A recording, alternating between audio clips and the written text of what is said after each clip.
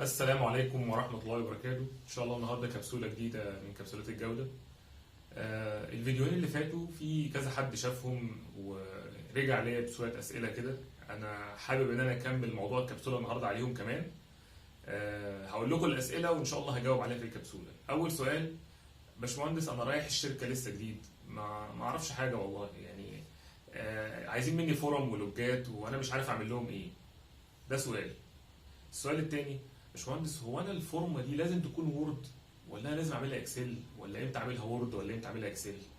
السؤال التالت: باشمهندس انا لما باجي اطبع الحاجه دايما اروح على المكنه الاقي الطباعه بايظه، ما بتظبطش معايا خالص، ولا شكل ولا ارقام ولا حجم ولا اي حاجه خالص، ولا الاي 4 اي 3 والاي 3 اي 4 والحاجه ضايعه خالص. واحد تالت يقول لي: يا باشمهندس انا بعمل ريبورتات وكل شويه مديري يقول لي الارقام دي انا مش فاهم منها حاجه، مع ان الارقام مهمه جدا جدا جدا. طب ايه اللي حصل هنا؟ في كذا حاجه من دول كلهم مترتبين على بعض، على المعلومه، على الداتا. انت عايز توصل بايه بالداتا؟ عامل بالظبط زي اللي سايق عربيه مليانه عدادات كتير جدا. العدادات دي في عداد منهم الامبير بتاعه مؤشر جاي على الاحمر وانت مش عارف ايه، مش عارف الاحمر ده ايه مشكلته. ما هو الاحمر ده حاجه حلوه ولا وحشه؟ باي ديفولت الاحمر حاجه وحشه.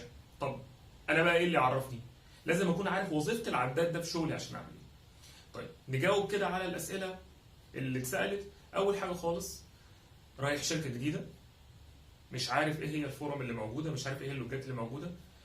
الاغلب بيجي يقول لك انا كنت شغال في شركه فهاخد زي ما كنت شغال فيها واشتغل على نفس الحاجه اللي موجوده او نفس المبدا او الكلام ده كله. انا الحقيقه الكلام ده انا ما بحبوش. ليه؟ لان كل شركه وكل كيان ليه طريقته المستقله في اداره الشغل بتاعته. فانت اسهل حاجه خالص زي ما عرفت الفانكشنز اللي موجوده هتبتدي تحدد ايه هي الفورم اللي بيستخدموها، وغالبا طالما الشركه قائمه وشغاله هتلاقيهم عندهم الفورم فعلا، بس مش هتلاقيها كنترول، فانت هتبقى كنترول بتاعها. طيب المعلومات اللي جواها تقدر في حد يقدر يكريت او يخلق فورم من العدم، يعني يعملها بنفسه؟ اه طبعا. هي الفورم عباره عن ايه؟ الفورم عباره عن محتوى بيوثق المعلومه. فانت لو وثقت المعلومه صح، وصفتها صح، ده معناه ان انت هتقدر توصل لها بسهوله. وفي نفس الوقت بيخش بعدها حاجه اسمها الابروفال. ايه الابروفال؟ الموافقات. هل الفورمه دي معلومه بس كده وخلاص ولا محتاجه موافقات؟ فبالتالي الموافقات ده بند اساسي من بند الفورم لو محتاجه. طب في بند تالت يقول لك بند المعيار، زي بالظبط كده التستات اللي بتتم في معمل تحاليل عادي خالص. يقول لك مثلا انت جبت نسبه كرات الدم البيضاء كذا. طب ده حلو ولا وحش؟ فلازم يحط لك جنبها يقول لك الرينج، المدى او المجال بتاعك من كذا لكذا، فتعرف انت ده المينيمم وده الماكسيمم، ده اقل حاجه واكتر حاجه. فلو انت في النص الحمد لله. طب لو انت اكتر هتلاقي تحت كاتب لك ريبورت مكتوب فيه ده حصل كذا وفي زياده في كذا فده ينتج عن كذا فلازم كذا. فتلاقي الدكتور اللي بعتك عشان تعمل التحليل خد بالتقرير ده وبالارقام دي وابتدى يشتغل ان هو يطلع لك الدواء اللي موجود او يشوف لك اللي هيعمل ايه معاك. فده النوع ان انت ازاي تخلق الفورم من العدم. في بقى الوورد ولا الاكسل؟ الوورد بتاع كتابه والاكسل جداول. بس زي ما بقول كده الاكسل سره باتع يعمل اي حاجه، تمام؟ عكس الوورد.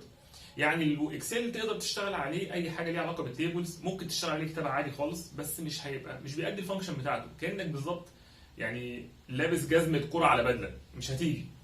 يعني الفكره بتبقى صعبه شويه. او العكس، ان حضرتك لابس بدله في منتهى الشياكه او لابس طقم كوره في منتهى الشياكه بس عليه جزمه بتاعت خروج، مش هتنفع. هتنفع تلعب بيها، هتنفع، بس الجزمه هتبوظ وهيحصل مشاكل بعد كده. نفس القصه. ففي الوورد معموله علشان تشتغل عليه الكتابه، الفورماتنج، التيبل اوف كونتنت او الابندكس او الفهرس زي ما بيقولوا كده. الحاجات دي مهمه. وفي الاثنين في عوامل مشتركه. ايه هي العوامل المشتركه؟ واللي هتودينا للسؤال الثالث: الطباعه. اي برنامج مايكروسوفت بيسالك ايه هي خواص الطباعه اللي عايز تشتغل عليها. احنا مشكلتنا ايه؟ احنا بنفتح نيو وندوس ونشتغل. يا ابني اصبر شويه، اصبر. شوف انت عايز تشتغل ايه، حدد ابعاد الحاجه. عايز حجم الورقه A4، عايز حجم الورقه A3، عايز حجم الورقه A2. اشتغل، حدد حجم الورقه اللي ناوي تعرض بيه او ناوي ان انت تطبعه. بعد كده هيسالك السؤال اللي بعده: عايزها بالطول ولا بالعرض؟ عايزها كده ولا كده؟ لاندسكيب ولا بورتريه؟ طب وبعد كده المارجنز، عايز ابعادك قد ايه؟ وهيتلاقيه بيسالك جوه كمان يقول لك الدباسه يمين ولا شمال؟ هتخرم، طب خرمين ولا اكتر؟ هو بيسالك كل الحاجات دي ليه؟ علشان لما تيجي تشتغل وتيجي تخرم ما يبقاش الكلام مقطوع بالتخريم بتاعك. الحاجات دي كلها سيتنجز، اعدادات لازم تحددها قبل ما تشتغل، وبعد ما تشتغل هتلاقي الدنيا ظابطه معاك. احنا المشكله ايه بقى؟ بنشتغل واخر حاجه نفكر فيها هي الفورمات والطباعه والكلام ده كله، فبينتج عنه ان حضرتك غالبا بتعيد الشغل بتاعك فورمات، وده بيخلي حاجه تانية توصل وتضرب معاك خالص.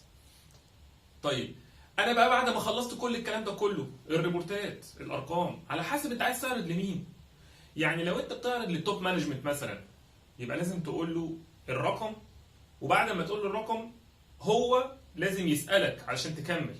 مش هتحكي له قصه حياه الرقم ده جه منين، هو ما عندوش الوقت ان هو يقعد يسمع الكلام ده كله منك، او ممكن يفقدك في النص. فبيسموه ساعات اكزيكتيف ريبورتنج، او للتوب مانجمنت تعرض الحاجه دي للتوب مانجمنت ازاي. طب لو لمديرك المباشر، لا والله لو انت بيديك تاسكايه انت لوجات معينه، فهو هيراجع اللوج كله، حقه ان هو يبص عليه بنفس الطريقه، هيبص على الاتاتشمنتس اللي موجوده بنفس الطريقه. فبالتالي على حسب بتعرض المعلومه لمين. بس اهم حاجه لازم، فاكرين في الفيديو الثالث او الرابع قلنا what you can't measure you can't control، فالحاجه اللي انت بتقيسها لازم تتحكم فيها، والحاجه اللي انت عايز تتحكم فيها لازم تعرف تقيسها، ولازم يبقى القياس واضح. في نقطه مهمه واللي هي ازاي اقدر اقيس الحاجه دي كلها. طبعا القياس ده بيختلف من مكان للتاني. باذن الله هتكلم في الفترات اللي جايه على الكواليتي بقى، على حاجه اسمها الكاليبريشن، على الميجرنج، على الاكويبمنت، علشان اقدر اوصل بيه للحاجه دي. اهم حاجه يا اخوانا في اللي انا بقوله ده، الحاجات دي دي خبره، دي فيها تعاملات ممكن تختلف مدارس من واحد الى اخر، بس اللي مش هنختلف عليه ان مفيش مقاس بره الاي 4 والاي 3 في طباعه المكنه. تمام؟ مفيش مقاس بره الفورم اللي بيتقال او طباعه المارجن ان احنا عايزين الحاجه كلها تبقى ظاهره، مفيش حاجه تبقى متاكله بره وجوه. مفيش حد هيقول لك انا لازم الفونت بتاعي يبقى ظاهر او مش ظاهر، هو طبيعي يبقى ظاهر. فالحاجات دي كلها راعوها في بدايه الشغل باذن الله علشان تفرق معاكم في الاواخر. وخليكم فاكرين اهم من الشغل نفسه هو تظبيط الشغل، وان شاء الله يكون علم ينتفع به.